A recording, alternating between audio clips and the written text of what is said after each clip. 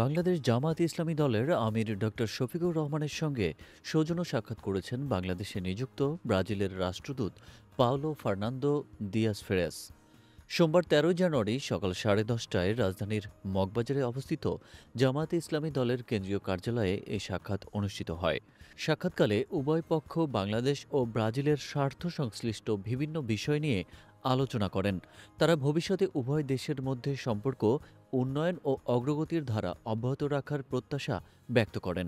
এ সময় জামায়াতে ইসলামী দলের নায়েবে আমির ডক্টর সৈয়দ আবদুল্লাহ মোহাম্মদ তাহের, সহকারী সেক্রেটারি জেনারেল মাওলানা এটিএম মাসুম, মাওলানা রফিকুল ইসলাম খান, মাওলানা আব্দুল হালিম, অ্যাডভোকেট এহসানুল মাহবুব জুবায়ের, কেন্দ্রীয় প্রচার ও মিডিয়া বিভাগের সেক্রেটারি মতিউর রহমান আকন্দ এবং অন্যান্য নেতৃবৃন্দ উপস্থিত ছিলেন। সাক্ষাৎ শেষে জামায়াতে ইসলামী দলের নায়েবে আমির ডক্টর সৈয়দ আবদুল্লাহ মোহাম্মদ তাহের সাংবাদিকদের বলেন, দীর্ঘ আলোচনা অত্যন্ত তাৎপর্যপূর্ণ ও সৌহার্দ্যপূর্ণ ছিল। ব্রাজিল বাংলাদেশের সম্পর্ক ভবিষ্যতে আরও কিভাবে উন্নত করা যায় সে ব্যাপারে আলোচনা হয়েছে। তিনি আরও বলেন, ব্রাজিল অনেকগুলো পণ্য রপ্তানি করে, তার মধ্যে দুগ্ধজাত পণ্য, কটন অন্যতম। বাংলাদেশ থেকে ফার্মাসিউটিক্যাল ও গার্মেন্টস পণ্য কিভাবে ব্রাজিলে রপ্তানি করা যায় সে ব্যাপারে আলোচনা হয়েছে। এছাড়া তিনি উল্লেখ করেন, বাংলাদেশে ব্রাজিলের কোনো বড় ধরনের ইনভেস্ট নেই।